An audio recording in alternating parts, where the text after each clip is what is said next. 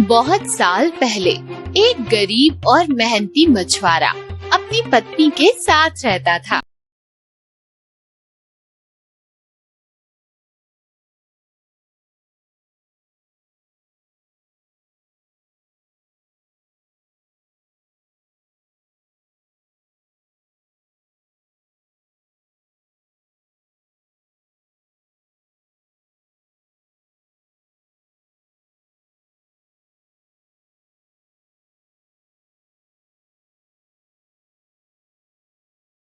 नाराज क्यों हो? मैं पूरी कोशिश कर रहा हूँ कि तुम्हें खुश रख सकूं। थोड़े साल रुक जाओ, मैं पैसे बचाकर तुम्हें बेहतर घर जरूर दिलाऊंगा। चलो हटो, हमेशा झूठ। मुझे तुम जैसे गरीब मछुआरे से शादी ही नहीं करनी चाहिए थी। बेचारा मछुआरा अपनी पत्नी के प्यार के लिए तरसता रहता था, मगर उसने हार नहीं मानी थी। दूसरे दिन वो फिर से निकल पड़ा तालाब की मछलियाँ पकड़ने। बहुत देर तक बैठने के बाद भी उसके हाथ कुछ नहीं आया। अब मैं क्या करूं? अगर खाली हाथ घर गया तो मेरी पत्नी और भी ज्यादा नाराज हो जाएगी। हे भगवान, मेरी मदद करो। मछुआरा चिंता में डूबा हुआ था जब उसके कांटे में एक चमकीली मछली फंस गई। मछुआरा इस मछली को देखकर काफी खुश हुआ और तब मछली बोलने लगी।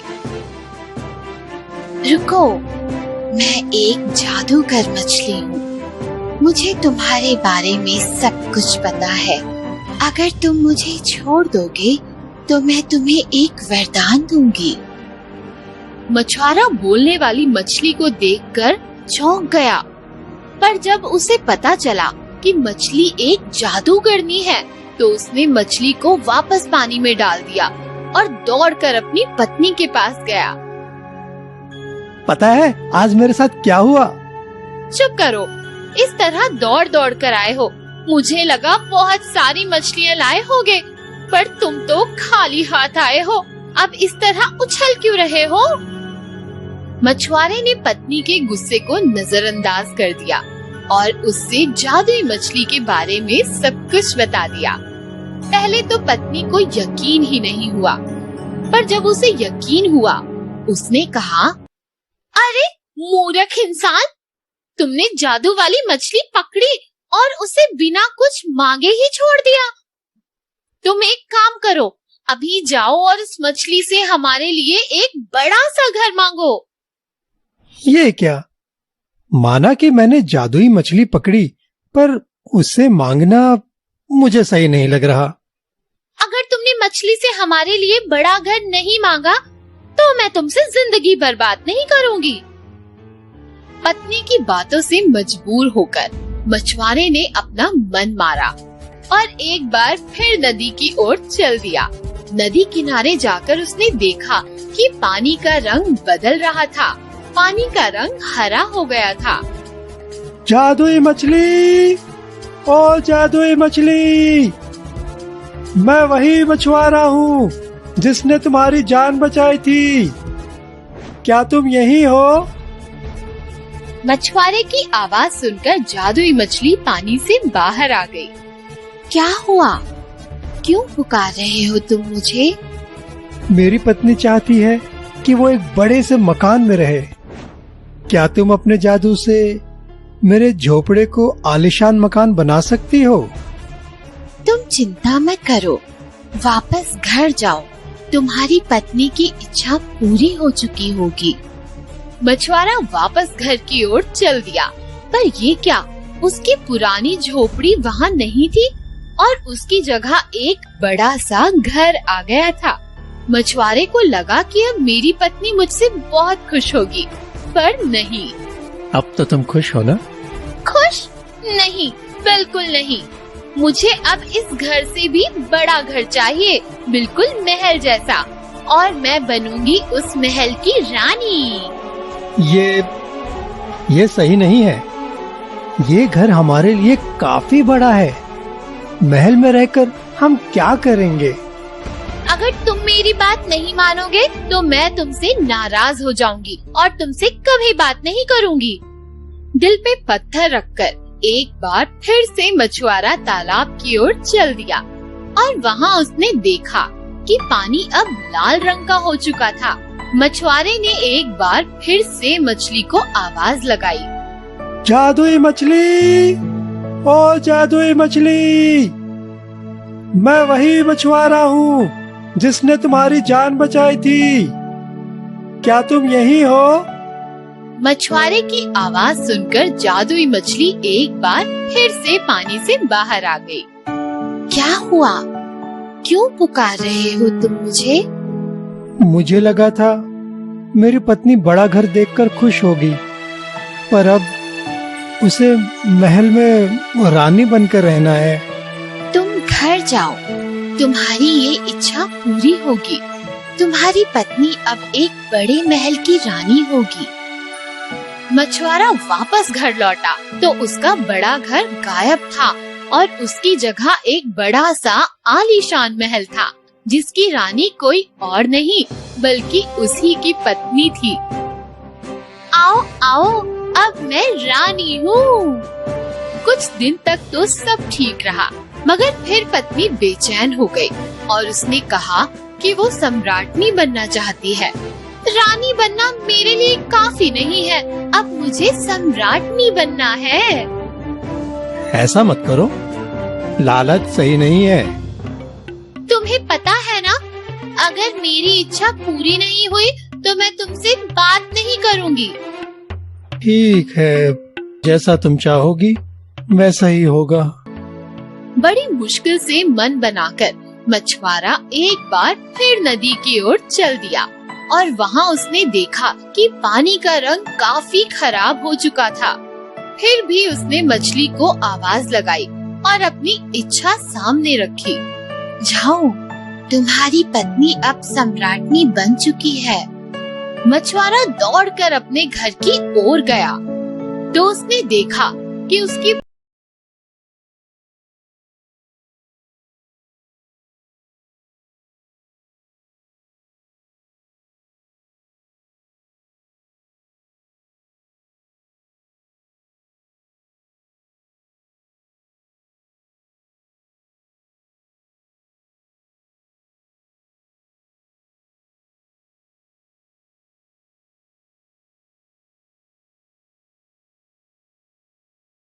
बच गई, पर तब तक सुबह हो चुकी थी।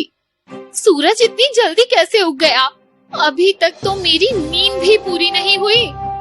पत्नी ने गुस्से में मछुआरे को जगाया। उठो, जल्दी से उठो, मैं सूरज और चांद को अपने काबू में करना चाहती हूँ। ये सब कुदरत है, इसके साथ छेड़खानी नहीं करनी चाहिए। तुम चुप रहो। अगर तुम मछली से ये नहीं मांग कर लाए तो मैं नाखुश हो जाऊंगी। मजबूर होकर मछुआरा एक बार फिर से बाहर निकल पड़ा और उसने एक बार फिर मछली को आवाज लगाई। तब तक वहाँ का माहौल खराब हो चुका था और तूफानी हवाएं चलने लगी। पानी का रंग पूरी तरह से काला हो चुका था। फिर भी उसने जादुई मछली को आवाज लगाई। मेरी पत्नी सर्वशक्तिमान बनना चाहती है। जाओ, तुम्हारी पत्नी जैसा चाहती है वैसा ही होगा। मछुआरा दौड़कर वापस गया, लेकिन ये क्या, महल पूरा खाली था और वहाँ कोई भी नहीं था। डरकर मछुआरा वापस पानी की ओर चला गया, पर वहाँ सब कुछ पहले जैसा हो गया था और पानी फिर से साफ हो गया था। जादुई मछली, ओ जादुई मछली, मैं वही मछुआरा हूँ जिसने तुम्हारी जान बचाई थी। क्या तुम यही हो? मछुआरे की आवाज सुनकर जादुई मछली पानी से बाहर आ गई। क्या हुआ? क्यों पुकार रहे हो तुम मुझे? मेरी पत्नी गायब है, क्या तुम्हें पता है कि वो कहाँ है? हाँ, तुम्हारी पत्नी सर्वशक्तिमान बनना चाहती थी और वो तो कभी दिखाई नहीं देते, इसलिए तुम्हारी पत्नी भी गायब है। मछुआरे ने जब ये बात सुनी तो वो बहुत रोया। नहीं नहीं, मुझे मेरी पत्नी वापस दे दो, मैं उससे बहुत प्यार करता हूँ। मुझे माफ कर दो, मैं वरदान को वापस नहीं ले सकती। नहीं, तुम ऐसा नहीं कर सकती, तुम्हें मुझे मेरी पत्नी वापस देनी ही होगी। ठीक है, जाओ, अब तुम्हारी पत्नी तुमसे खुश होगी। मछुआरा वापस जाता है और ये क्या, उसकी पुरानी झोपड़ी वापस आ गई थी और उसकी पत्नी भी। पर इस बार वो गुस्से में नहीं थी, बल्कि उसे समझ आ गया था कि खुशी अपने अंदर ही होती है। लालच बुरी बला है।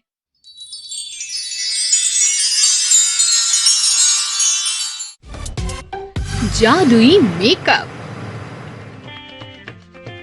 कुछ दूर एक छोटे से गांव में एक सांची नाम की लड़की रहती थी। वो बहुत खूबसूरत थी। उसकी खूबसूरती के चर्चे चारों तरफ थे। वो इतनी खूबसूरत थी कि बचपन से सारे कॉन्टेस्ट जीतती थी और कॉलेज के सभी बच्चे उसकी तारीफ करते थे। उसके दोस्त उससे हमेशा सुंदर दिखने का तरीका पूछते थे। एक दिन सांची अपनी माँ से कहती है, माँ, मैं शहर में हो रहे एक बड़े फैशन शो में भाग लेना चाहती हूँ। मुझे पूरी उम्मीद है कि मैं जरूर जीतूंगी। हाँ बेटा, जरूर, क्यों नहीं, हम भी यही चाहते हैं कि तुम भी इस बड़े फैशन शो में भाग लेकर जीत जाओ। तो बताओ कब जाना है, तुम्हारी जाने की तैयारी करवा दूंगी। माँ, कॉन्टेस्ट तो परसों है, पर मैं कल निकल जाऊंगी। मुझे रास्ते में कुछ मेकअप का सामान भी खरीदना है। एक दिन बाद सांची अपने पिता के साथ सारा सामान गाड़ी में रखवा कर अपनी माँ का आशीर्वाद लेकर उन्हें अलविदा कहती है। बाय माँ, फैशन शो जीत कर ही आऊंगी। सांची की माँ ये सुनकर उसे बाय कहती है और गांव के सभी लोग उसे बाय कहते हैं। सांची को शहर पहुँचते पहुँचते रात हो गई थी कि उतनी ही देर में उसकी गाड़ी काले घने जंगल में जाकर खराब हो गई और सांची के पिता गाड़ी से निकलकर इंजन खोलकर देखने लगे। सांची के पिता अपने फोन से मैकेनिक को कॉल करते हैं, पर नेटवर्क नहीं मिलता। नेटवर्क ढूंढते ढूंढते सांची के पिता काफी दूर निकल जाते हैं। तभी सांची गाड़ी में इंतजार करते करते बोर हो जाती है और अपने पिताजी को ढूंढने निकलती है। अरे, पिताजी कहाँ गए? अभी तो यही थे, काफी देर हो गई। मैं जाकर देखती हूँ। सांची अपने पिताजी को ढूंढने जब जंगल की ओर जाती है तो उसे दूर कहीं एक गुफा से आवाज आती है। सांची आवाज का पीछा करते करते गुफा के अंदर चली जाती है। गुफा के अंदर एक भूतिया जादूगरनी अपना मेकअप लगाकर तैयार हो रही होती है और तुरंत मेकअप करते ही रोशनी से पूरी गुफा भर जाती है। जैसे ही रोशनी खत्म होती है, भूतिया जादूगरनी खूबसूरत हो जाती है। वो बिल्कुल जवान और सुंदर लड़की बन जाती है। अरे वाह, मैं तो मेरी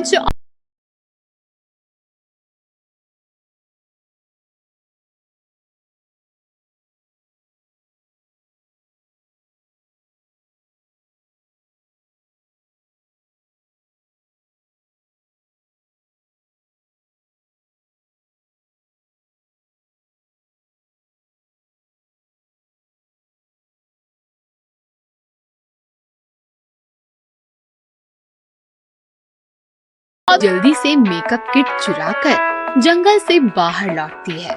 तभी उसके पिता गाड़ी के पास खड़े सांची का इंतजार कर रहे होते हैं। अरे पिताजी, क्या अभी तक मैकेनिक नहीं मिला? आ गया था बेटा, और गाड़ी अब ठीक हो गई है। अब जल्दी चलते हैं। यूं इस तरह रात में जंगल में ठहरना ठीक नहीं है। सांची और उसके पिता तुरंत गाड़ी में बैठकर जंगल से निकल जाते हैं और अगली सुबह कॉन्टेस्ट की जगह पहुंच जाते हैं। कॉन्टेस्ट में पहुंचने के बाद पहले राउंड की बारी आती है। तभी सांची मेकअप लगाकर रैंप पर उतरती है और उसके उतरने पर सभी का मुंह खुला का खुला रह जाता है। सभी वहां से उठकर भाग जाते हैं। सांची को नहीं पता था कि जो मेकअप वो इस्तेमाल कर रही थी वो भूतिया है।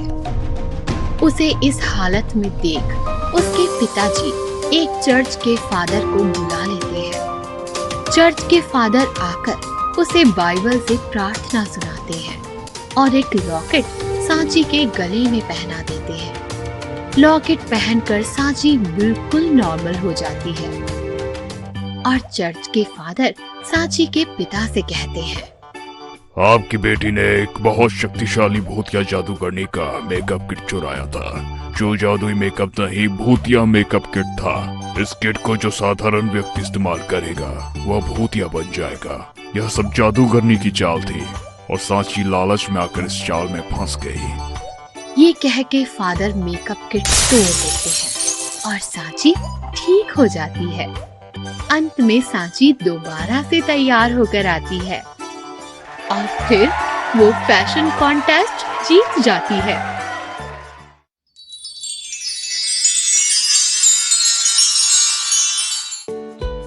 एक गांव में भोली और भूरी नाम की दो फल बेचने वाली रहती थी और एक दूसरे की मदद भी करती थी। चलो चलो जल्दी करो, फल बेचने नहीं जाना? हाँ हाँ आ रही हूँ। भूरी, आज देर लगा दी, बाजार में फल नहीं बेचने? अरे बेचने हैं। आज मेरे मामा जी कई सालों बाद मेरे घर आए हैं। वो मुझे अपने साथ कुछ दिनों के लिए ले जाना चाहते हैं।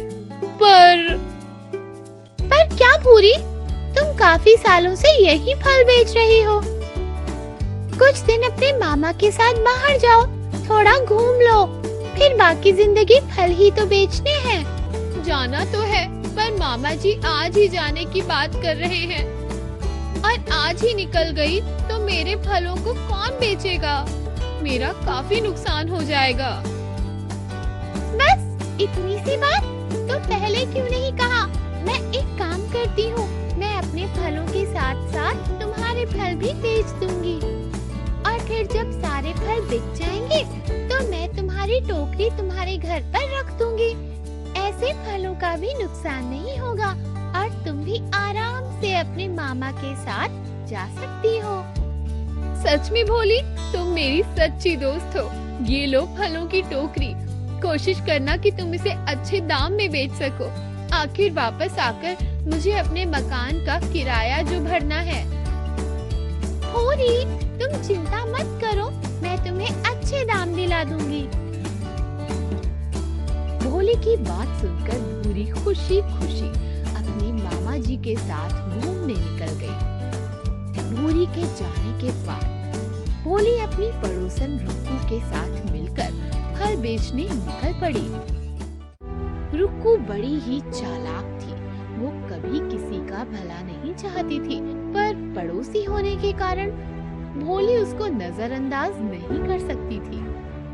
कुछ देर चलने के बाद, अरे भोली, चलो मैं तुम्हारी मदद करती हूँ। तुम अपने फलों को बेचने के लिए मेहनत करो। भूरी की फलों की टोकरी मुझे दे दो। नहीं नहीं भूरी, देखो यहाँ तुम दो दो फलों की टोकरियों को कड़ी धूप में बेचने निकली हो और वहाँ तुम्हारी सहेली भूरी ऐश कर रही होगी। ऐसा मत कहो रुको, भूरी बहुत गरीब है। आज सालों बाद उसके मामा जी उसे घुमाने ले गए हैं। होली, तुम सच में बेवकूफ हो। चलो एक काम करो, ये टोकरी मुझे दे दो। मैं ये सारे फल रईस जमींदार को बेच आती हूँ और जो भी पैसे मिलेंगे वो आधे आधे बांट लेंगे। रुकू की बात सुनकर भोली के मन में लालच भर गया और उसने भूरी के फलों से भरी टोकरी रुकू को दे दी। कुछ देर बाद रुकू खाली टोकरी हाथ में लिए वापस लौटी। रुकू, तुमने सच में सारे फल जमींदार को बेच दिए? हाँ। फिर तो तुम्हें काफी पैसे मिले होंगे। हाँ, आखिर जमींदार ने जो खरीदे हैं। तो अब लाओ मेरा हिस्सा। कौन सा हिस्सा? रुको, ये टोकरी भूरी की है। मैंने तुम्हें फल बेचने के लिए दी थी। ना फल तुम्हारे और ना टोकरी। अब ये सब मेरा है। रुकू की बात सुनकर भोली को अफसोस हुआ और वो चुपचाप गांव से निकल गई।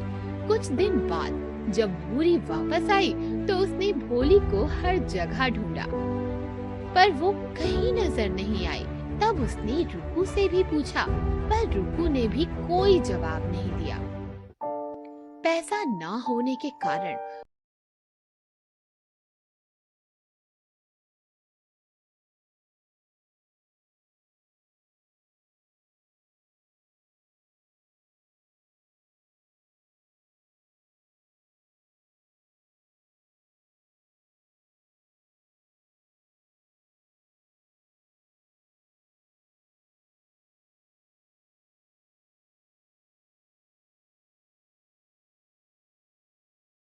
पूरा कर लूंगी। भूरी ने जंगल से कुछ फल तोड़े और बाजार की ओर चल दी।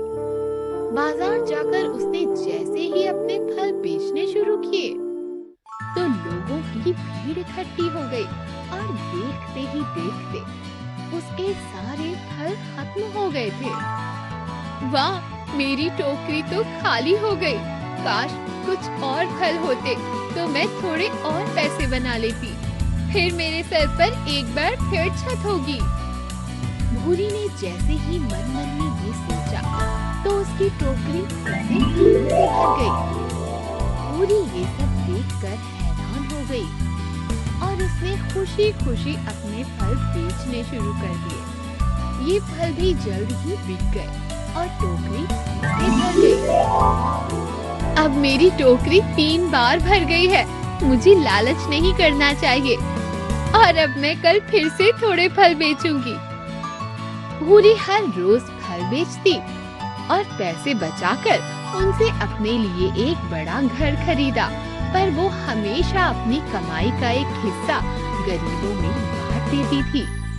एक दिन वो गरीबों को खाना बांट रही थी तो उसने देखा कि भोली भी वहाँ खड़ी है। भूरी को देखकर भोली ने अपनी नजर झुका ली और शर्मा कर वहाँ से निकलने लगी। तब, अरे भोली, कहाँ जा रही हो? मैंने तुम्हें कहाँ नहीं ढूंढा। भूरी, मुझे माफ कर दो। मैंने लालच में आकर तुम्हारा नुकसान करने की कोशिश की, पर देखो आज मेरी भी रोजी रोटी मुझसे छीन ली गई। पर क्या हुआ? भोली ने भूरी को सारी कहानी बताई। पहले तो भूरी को बहुत गुस्सा आया, पर फिर वो शांत हो गई। भोली, जो तुमने किया वो गलत तो है, पर अंत भला तो सब भला।